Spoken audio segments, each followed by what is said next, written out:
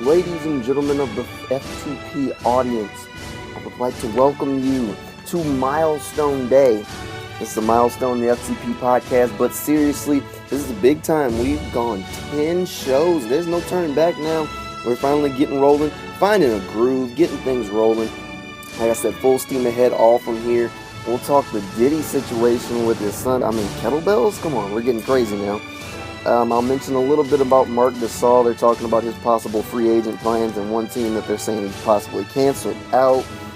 Talk a little bit of the NBA draft recap and some comments that Kobe Bryant made. All that coming up. Stick around. Like I said, 10th show, Milestone Day. Let's do this. This is the FTP Podcast.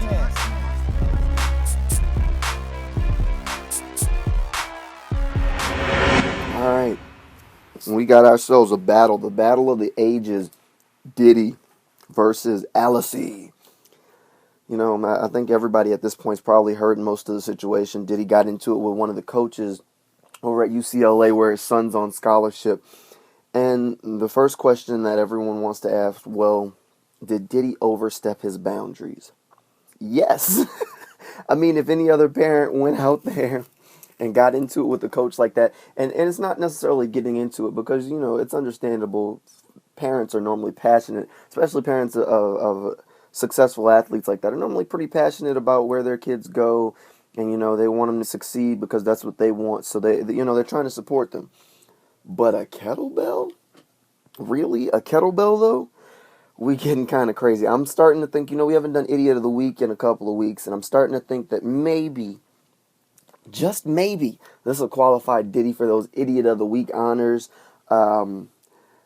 Seriously, should parents get involved between their children and coaches, especially at the collegiate level? At the collegiate level, you need to sit down. At high school, it's one thing. Pee-wee, go for it. Jump on the field. Once they get to college, especially not just any college, you're talking about UCLA. This is one of the premier programs in the nation. A renowned program, historic.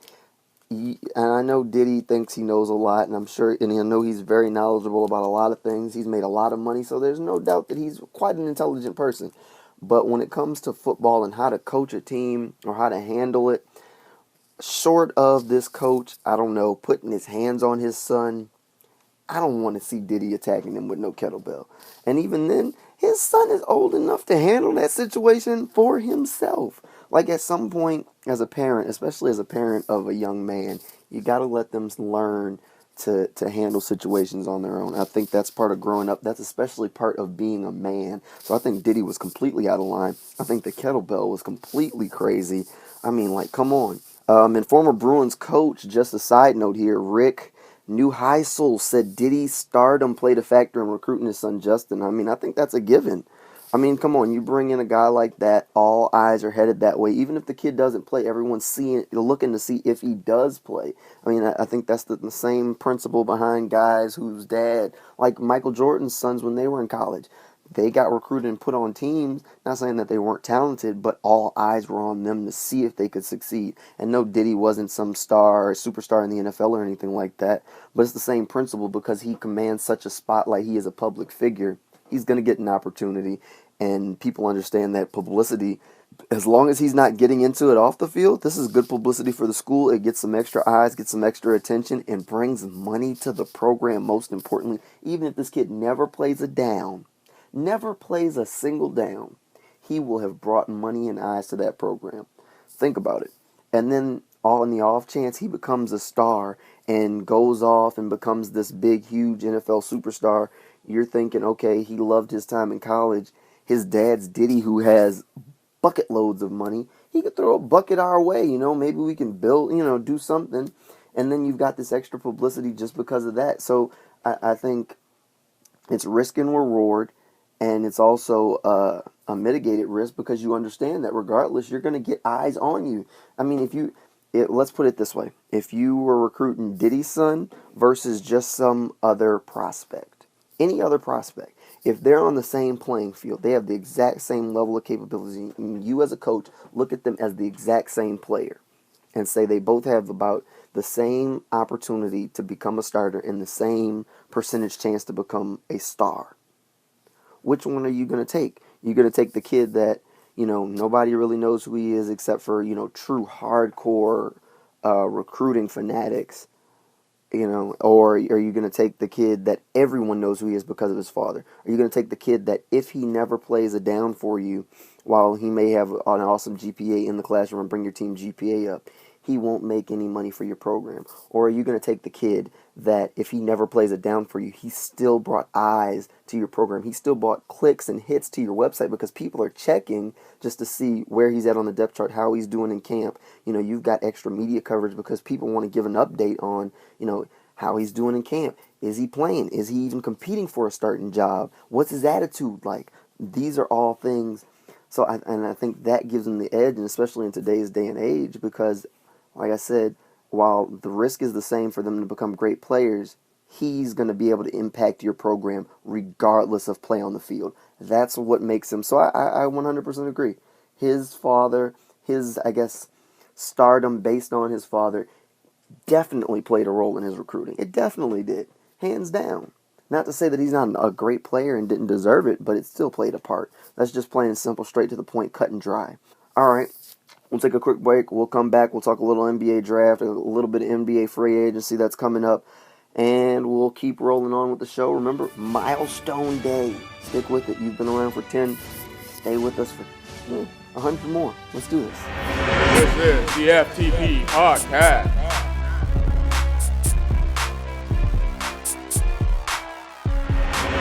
All right, let's talk NBA draft. I'm a very draft analytical person. I love the opportunity to go and scour through tape, find guys that have the opportunity to be successful and be able to say, I saw something in him coming out of college. To be able to say, I found him. I like that. But the NBA draft, I think, people point at a lot of problems. This is what I'm going to say. Before we get into the picks, before we talk free agency, anything else, I think one thing that could definitely help the fandom, because this is hard for me personally. In the NFL, you'll sit and wait for a draft pick, and then your team may trade out of the slot. And at least then, you may have players, you may have other picks, future picks, things like that you can rationalize in your head as to, all right, I still got my hand on something. In the NBA, you may sit and wait for your draft pick to come, and then they sell it. And while that money may go towards something in the future, acquiring a player, signing a player, re-signing a player, different things like that, it's extremely, at least for me personally and some other people that I've discussed with, I think it's extremely disappointing. That's the biggest letdown that I can think of. And I think that personally makes it harder to truly stick with and follow the NBA draft. There are 2 rounds, and my team, whether they have 1 pick or 2 picks, there's still the possibility that they just decide, I'm going to just sell the player that we just picked. And it's not like this is a every once in a while thing. And, some teams do it relatively frequently. That's not to say that there's not a strategy behind it and that it's not solid. I just think from a fan standpoint, if you sit there and wait through pick after pick, if you're just the casual fan who doesn't really care about the other teams, or most of these players don't really know, you just want to see who your team is going to get, and then your team gets on the clock. They select a player, you begin to get excited, and then it comes across the ticker, breaking news, they've sold their pick, or they've sold the player that they've drafted for such and such $1 million. That is extremely hard to swallow. That is an extremely tough pill to swallow, in my opinion. All right, so now let's talk about some of the picks. A lot of the NBA draft kind of went as we expected. Karl Anthony Towns went first, obviously. So the first question is regarding that one is, can Towns and Jones turn the Timberwolves around?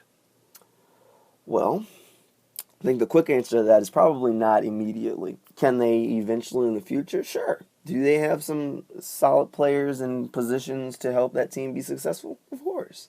Do they have what it takes to immediately compete relying on 2 rookies? Hell no. But the best way I can put this is, in the future, they both have the opportunity to develop into good players, which could help this Timberwolves team turn around, and we may look back at this draft and say, this was the turning point for that franchise. Or, one of them may hit and it may never happen. But there's a possibility. Is it likely?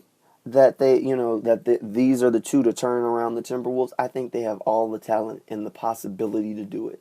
Is it a sure thing? Hell no.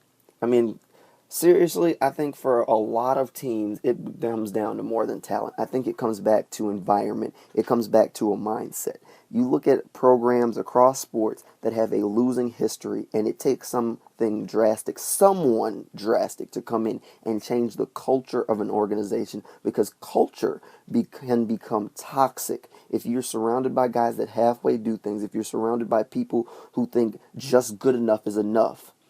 That's why you lose. It has nothing to do with talent. It has everything to do with being complacent. So can these two do it? Of course they could, but does that organization have the culture? Does it have the leadership in place to have them the opportunity to become successful?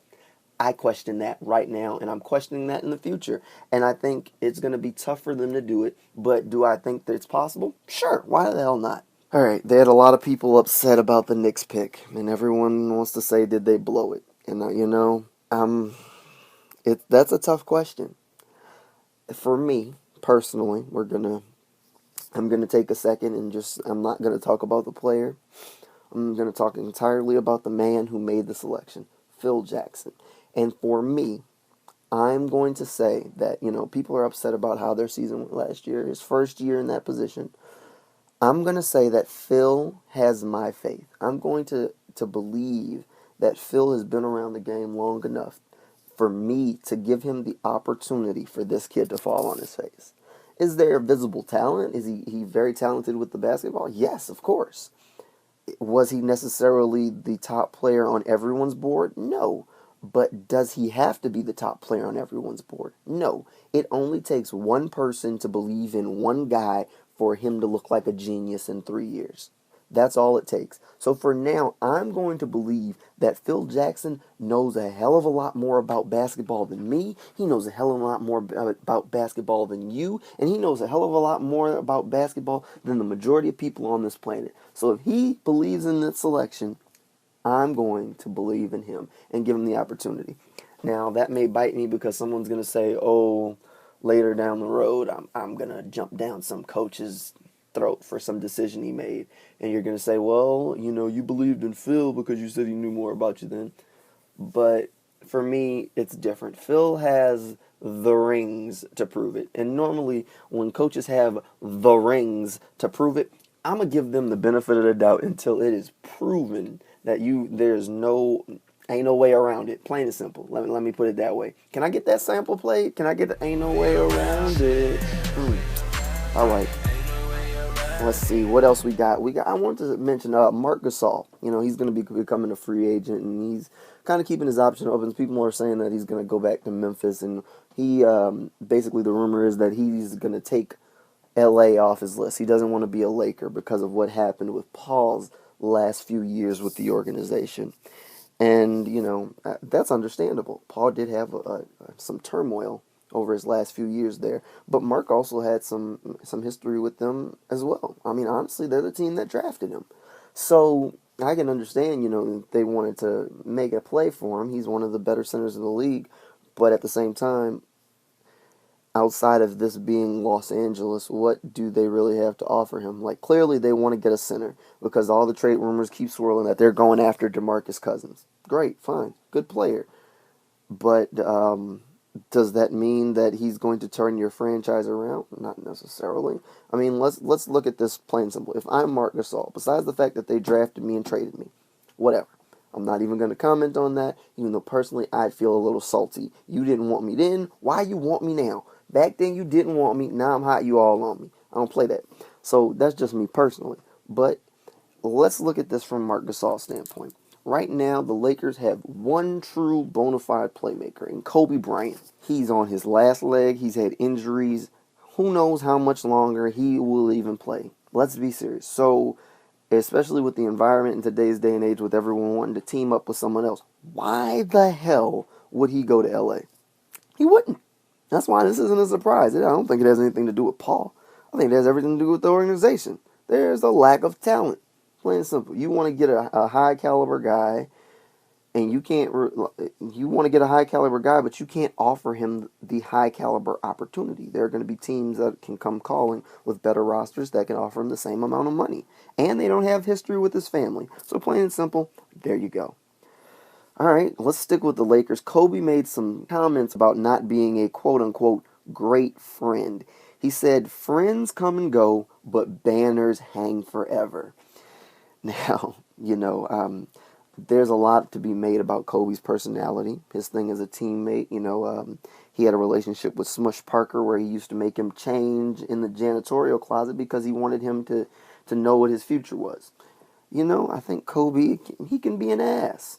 He can be an asshole, plain and simple. But the man wins games. You know what? At the end of the day, you don't have to like him, but you will respect him.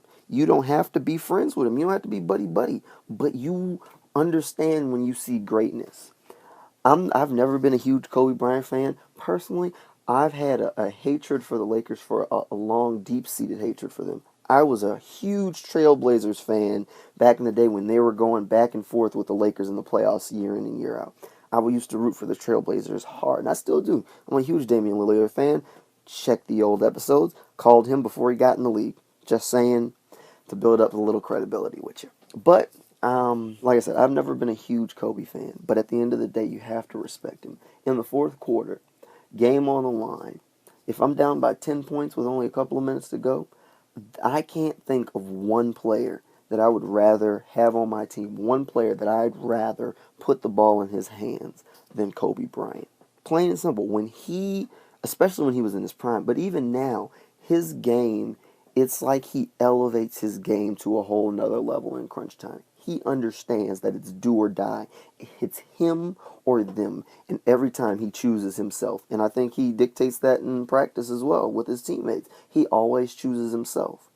Which, obviously that can be made. He's not a great teammate. Okay. You're not going to be buddies off the court. Okay. Does he show up to practice every day? Does he practice hard? Does he expect the best from you? Does he understand the playbook? These are all of the things that as a teammate, I want to know from my captain. I want to show up and see all of these things. And he epitomizes all of these things as a basketball player on and off the court. Now, regardless of if we going to go out to the bars together and catch a drink, catch a movie, I don't care. As long as when I show up to work, if I can expect the best from him because I know he's going to bring that and he expects the best from me and will accept nothing less, I can respect that. Plain and simple. We ain't got to be boys, but we going to win together. And winning fixes everything. Plain and simple. That's the end of the story on that. So, no, I don't particularly like Kobe. I don't consider myself a Kobe Bryant fan. But do I respect him, and do I think he is one of the greatest basketball players to ever don a jersey? Yes. Yes, I do. Oh, man. Where has the time gone? We got like 200 other things to cover. All right, let's jump around. We're going to have to drop a few things. I guess I went off script a little bit, got on my soapbox as I normally do. Got to make sure we squeeze the Michael Sam in there. He came back after he took a bit of a AWOL trip from the Montreal Alouettes, and they said they'd be well and to welcome him back, and he is back. And honestly, I think it's complete foolishness. If any other player would have walked away from the team for quote-unquote personal reasons, they wouldn't have just been able to walk back. So, do I think it's okay? No. Do I think if he ever showed enough on the field for an NFL program to consider him, that they would look deeply into see why he just walked away for these quote-unquote personal reasons? I think they would. And I personally think it's complete foolishness. I think that if you quote-unquote walk away from playing football for quote-unquote personal reasons and they left the door open for you to return, they should have closed it. Because if you have to walk away, you just walked away. Plain and simple. I mean, there are reasons why you may have to take a leave of absence for a day or two because you may be dealing with certain family issues or personal issues. And, there are exceptions for that. But this was more than a day or two. Ridiculous. Any other player wouldn't have been allowed to return. Why should he? Seriously, though. All right, a story we brought to you a month ago regarding University of Illinois' women's basketball program. We got a quick update for you on that. The university reached a financial settlement with former assistant coach Mike DeVilbiss about $48,000. I mean, jeez, okay, they paid him a little bit. He left the program after several allegations made by players about the coaching staff. So, yeah, he got a check out of it. All right, running out of time. Let's go for our moment in sports history. In 1997, Mike Tyson was disqualified for biting Evander Holyfield's ear after 3 rounds of their WBA heavyweight title fight in Las Vegas. All right, again, thanks for sticking with us. This was Milestone Day, episode number 10. We got 200,000 more, billion, trillion, whatever. They'll keep posting. You keep listening. Thanks again. Bye-bye.